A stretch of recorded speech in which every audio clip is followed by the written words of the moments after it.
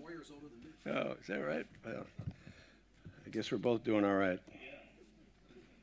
I just mentioned that I thank you very much for that very kind and overly generous introduction. It's a great pleasure to be with all of you this evening. I reminded every time somebody refers to my birth date of a great line attributed to George Burns, a famous cigar chomping comedian in the United States, who once said, "You're going to get older, but you don't have to get old." I think that's a great line. I like it. And every day I try to live it. So, well, it's a great pleasure. Boz, thank you very much. It's been a great pleasure for my team and I to spend time with your very talented team and colleagues here at ICT. We're pleased to be, frankly, working together in concert with you. We look forward to my company, Ridge Global, collaborating with you. There's so much knowledge and information here as we figure out a way to translate your experiences and your learnings to not only the community in the United States, but around the world. So again, it's a pleasure from a personal and professional point of view to spend time with you and your very distinguished team. I've been an intellectual smorgasbord all day long. I'm walking out of here a much more knowledgeable citizen of the world because of the fact that I spend so much time with your folks, and I want to thank you for that. I don't know if Dr. Bill Banks is in the audience, but he's from Syracuse. We're working with him. You're working with him, so we got a collaboration there as well. Let me just say to you that at the outset that ICT is recognized globally for developing leaders who are capable of managing the risks posed by the 21st century. And then I'm going to talk to you briefly about those. But one of the unique qualities of this organization is that you work with leaders who take the time not just to understand the complex challenges and their consequences, but to understand them at their root. What's the etiology? What makes them do what they do? And then we're going to figure out how we're going to deal with their actions, but we need to understand at the root. So for ICT, it's not just an academic exercise. It's about educating and training leaders committed to protecting people and preserving freedom as a way of life. So your combination of academic and subject matter experts with operational leaders who've had that experience, that combination makes this one of the most unique forums and entities and educational entities in the world. I believe we live in an age where the need for such leaders has never been greater.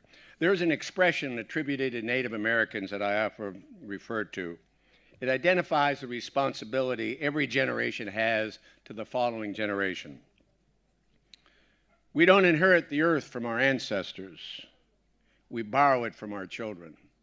Think about that for a moment. I think it's an elegant, and I also think it's a very simple truth.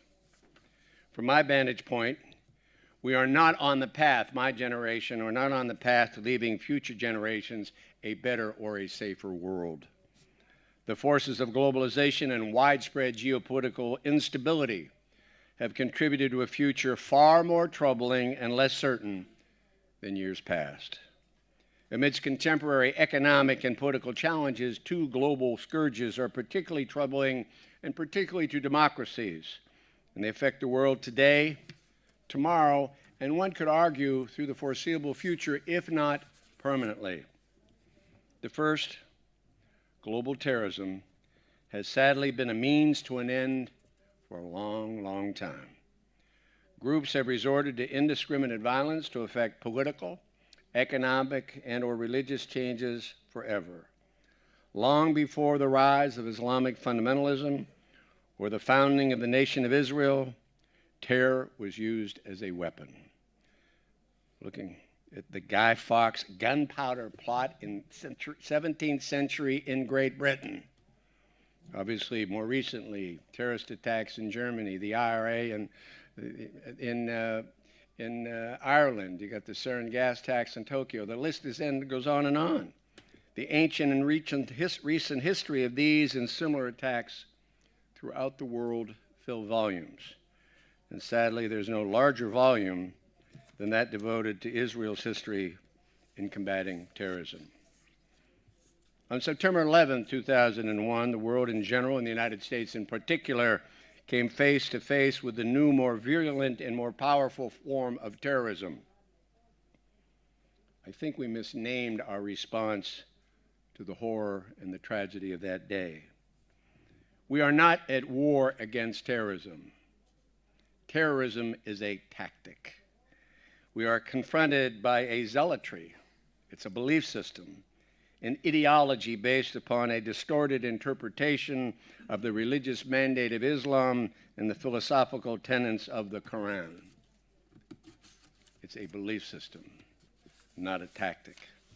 And the evil and the savagery and the barbarism we witness almost daily through the actions of ISIL, Boko Haram, Al-Qaeda, and countless other groups churns our stomachs, pierces our hearts, and confronts the global community with challenges previously unforeseen in cruelty and scope.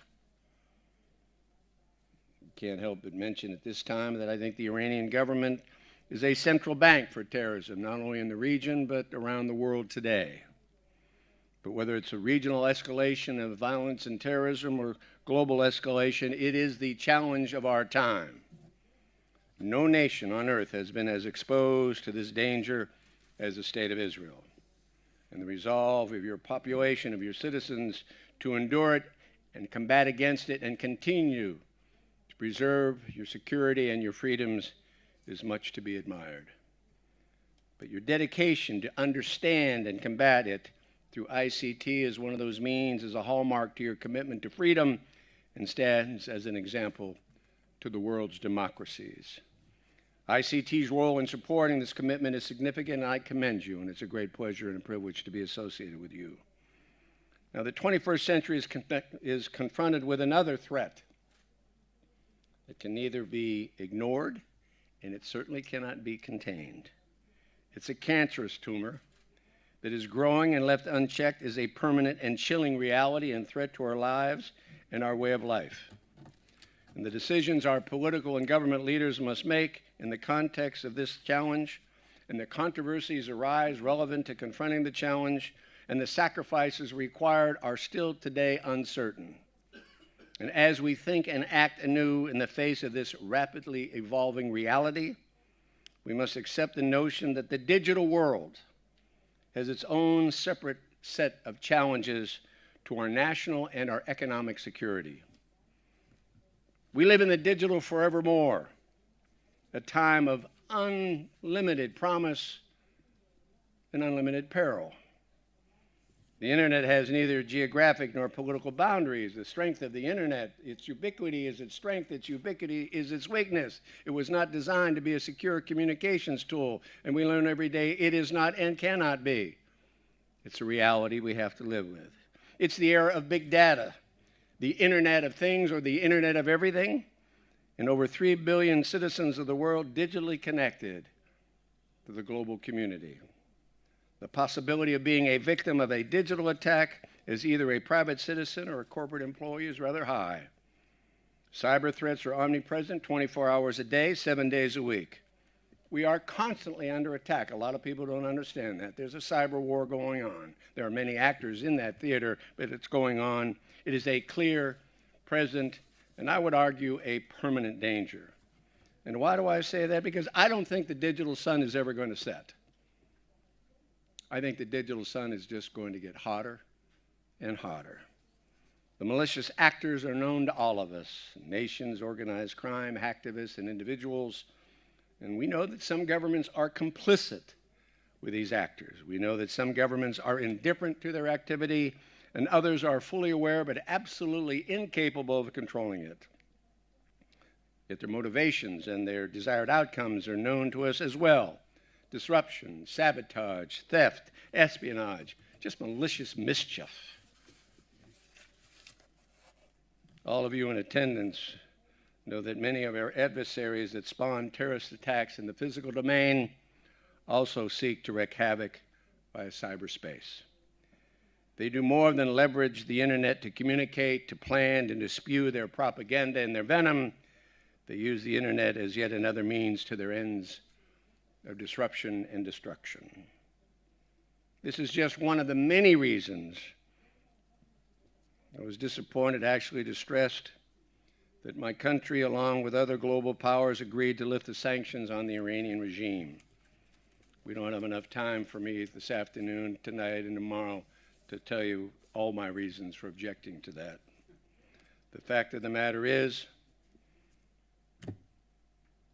as part of the signing bonus that they get, I'm quite confident that they will use some of those proceeds to continue to build an even bigger and more competent infrastructure and become a global cyber war power, superpower. It is a fact that Iran's supreme leader recently implored Iranian college students to become cyber war agents. Not exactly the commencement address you'd like to hear.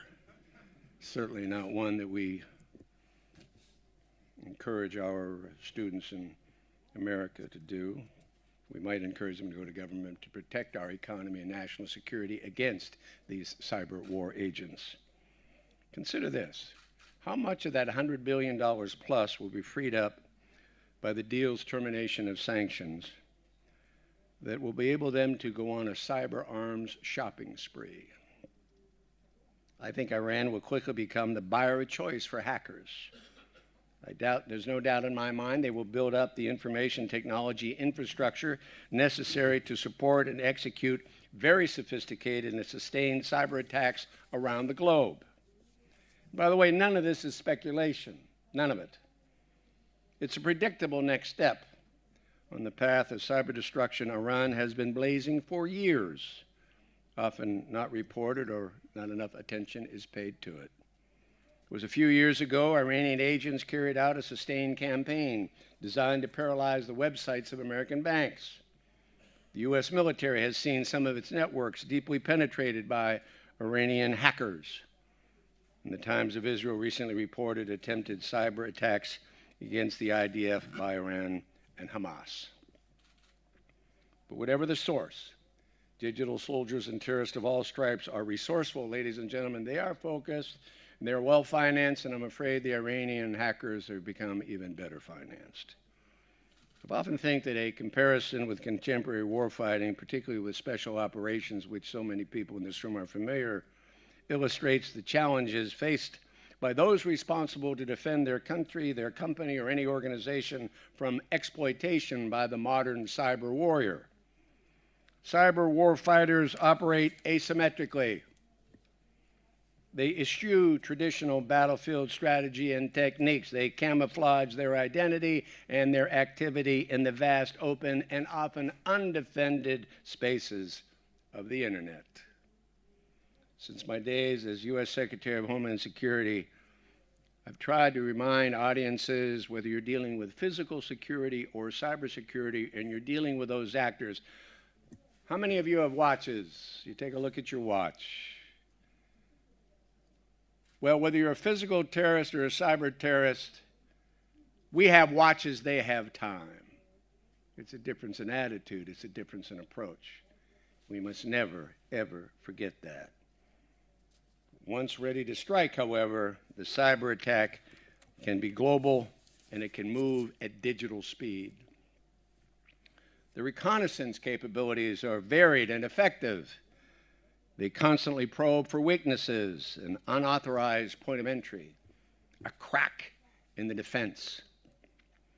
They often use low-tech weapons to inflict some damage, yet believe it or not, and you better believe it, they have the ability to design and build high-tech weapons to overcome specific defenses and hit very specific targets. We're seeing more and more of that in the United States, and I suspect you are here in Israel. So if the attackers have the ability to adapt, then defenders must do so as well. Now, holding your enemy accountable from the air, land, or sea is a lot easier than in the digital space. The military sentry on guard at the perimeter can eliminate an aggressor on sight, attributing a digital breach to a specific actor, and then holding that actor accountable in a meaningful way is an extremely difficult and occasionally impossible task. So let's be very clear. A digital perimeter defense at one time viewed as the most important barrier to attack, is now just one element of a multi-layered defense strategy in the 21st century. And by the way, in the 21st century, there are two kinds of companies and organizations and, frankly, governments. Those that have been hacked and know it, and those who have been hacked and don't know it yet.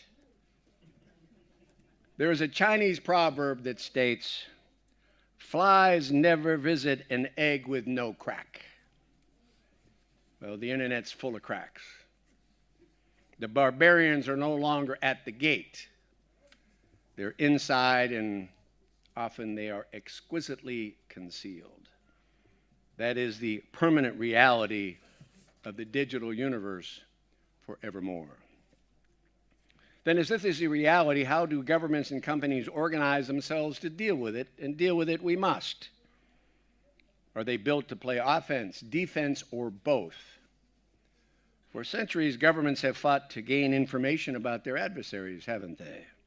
As Sun Tzu wrote, it is only the enlightened ruler and the wise general who will use the highest intelligence of the army for purposes of spying and thereby achieve great results. There have never been any international norms around such behavior. And the possibility of a cyber attack or attacks escalating into conflict, I think, is very real. Nations will always act to promote, protect, and improve their national and economic security interests. But ultimately, ladies and gentlemen, I think the problem doesn't evolve simply around ones and zeros or bytes and platforms. Technology is but one piece of the global scourge, of the global puzzle, and the digital forevermore. The principal element in cybersecurity are the people. People and the decisions they make, government and the decisions it make. And that's why I think so many global citizens have concerns about miscalculations in the digital space. When does one country, think about this for a moment, interpret another's aggressive exploitation of its military or corporate secrets, or the clandestine insertion of malicious code in the industrial control systems of critical infrastructure, as either a precursor to an attack or an act of war? Does the infected country respond with an equally severe digital attack? Does it confuse? Is there a conventional military response in the offing? These types of situations give rise to political and military tensions, charges and countercharges. It is the unfortunate reality of our time. It may be the unfortunate reality for all future time. But in the midst of such a national self-interest, leaders can certainly find common ground and mutual interest which lend their countries and organizations to cooperation and collaboration in the digital area. Had some interesting conversations with some of your folks at the ICT, how I think democracies particularly, those who have mutual economic and security interests, because they're inextricable. You can't have a strong economy without a strong military, and you can't have a strong military without, they're linked. And I don't believe we'll ever have a global protocol, because we all know there are too many countries that would sign a global protocol and before the ink was dried would start violating it. But I think we ought to start building that kind of protocol with our friends, because it's certainly in our mutual best interest. Because we want to combat organized crime that preys on company and our citizens, terrorists that recruit and finance, drug cartels and money launderers. There are many opportunities, either bilateral or multilateral efforts, to confront the digital trespassers. And I think that should be given a priority among friends and allies, as I said before, particularly democracies. I know that even if common ground is found and these types of issues are addressed, it may never alter how countries aggressively use the internet to advance their interests. One can only hope that such success would open a path to an honest discussion about such use and the means to reduce those risks and the dangers associated with it. Governments can do, and I say must, play offense from time to time. But I think increasingly private sector organizations are considering unilateral offensive capabilities which dangerously and further complicate the cyber environment. I think government and the private sector can and must play defense together, since the infrastructure upon which most governments rely upon is primarily owned, operated, and maintained by that private sector. That's why their essential collaboration is critical to reducing and managing the risk of cyber attack. Now, let's not forget that people interact with the internet as users, as consumers, and as citizens. So I think our governments have the dual responsibility to keep us safe and secure against a terrorist threat or a digital attack, but at the same time, they have to maintain safeguards to protect our privacy and our civil liberties. I must tell you, in many conversations I've had with people in my country, it's just fascinating. Most are totally unaware in the digital age of the amount of personal information that the government and the commercial sector has about them. Much of it is mandated, we get that. Unprecedented levels are volunteered to the commercial sector. And yes, from time to time, some is surreptitiously acquired. But I believe human rights in the digital realm should be afforded the same protection as human rights in the physical world. The relationship between countries and their citizens on this matter varies dramatically. Rarely is there a complete transparency of the government's role. Governments, for legitimate reasons, have access to and retain substantial personal information about its citizens. But with the advent of Facebook, Twitter, LinkedIn, and so many social media alternatives, citizens living in the modern world surrender information about themselves with astonishing regularity. I'm amazed at how much information my son and daughter share with the rest of the world. Their father does not. But I know, given everything else that's going on, there's still a lot of information about in the digital space.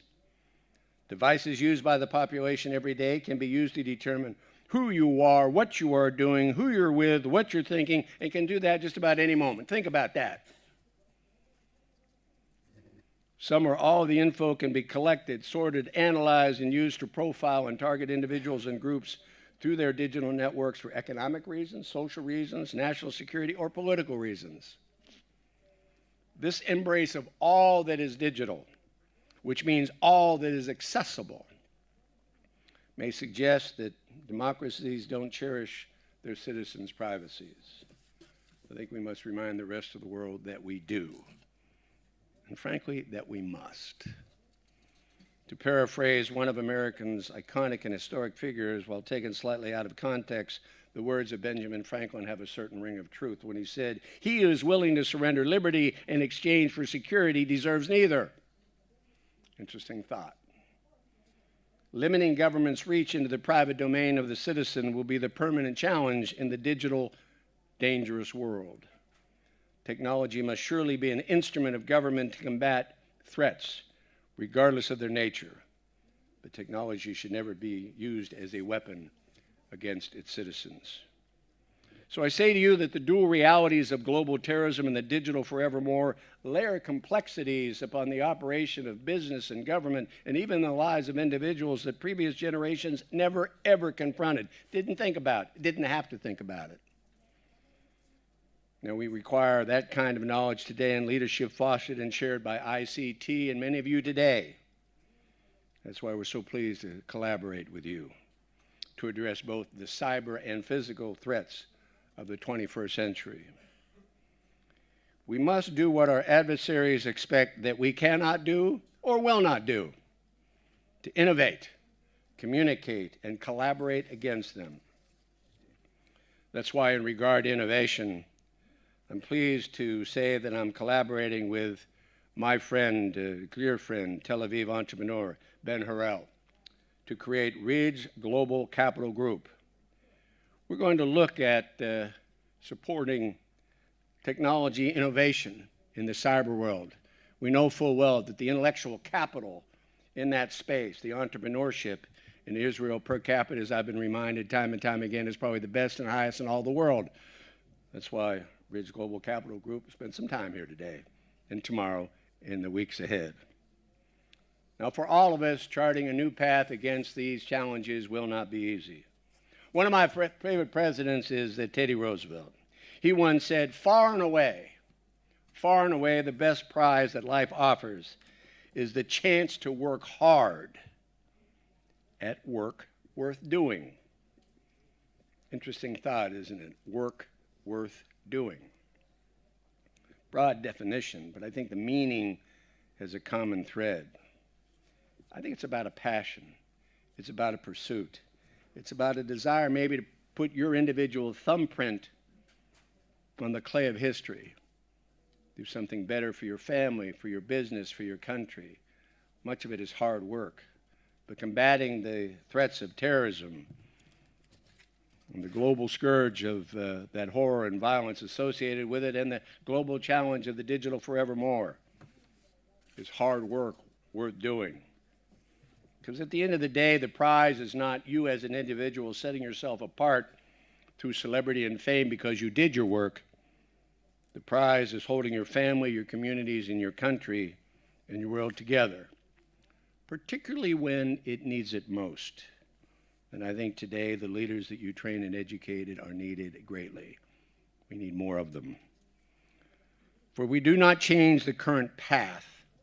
This generation will not just borrow the future from its children, it will enable its demise, if not its destruction. So we have a lot of work to do. And I want to conclude by something I just discovered during my visit. Wes told me that on September 11th, 2001, he was in New York City to discuss the challenges of the suicide bomber to the government and citizens of Israel. I thought how prescient he is and ICT must be. You do have to look over the horizon.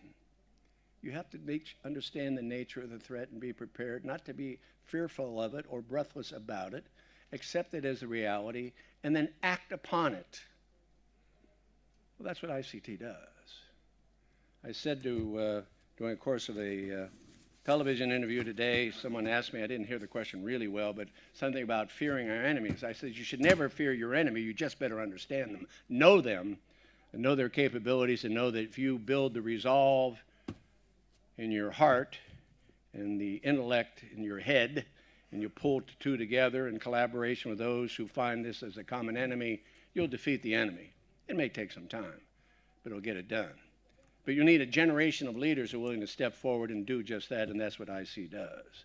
You train and educate future leaders, not just in this country, but in countries around the world. So it's a great pleasure for my team at Ridge Global, my friend Ben Harrell, and the rest of us to be associated with you at this summit. We wish all of you the very, very best. I want to thank all of you. Hey, it's late in the evening. I'm the only thing between you and dinner or whatever else you do after 7 o'clock. I just want to thank you for your attendance here this evening. I want to thank my friends at ICT. Thanks very much.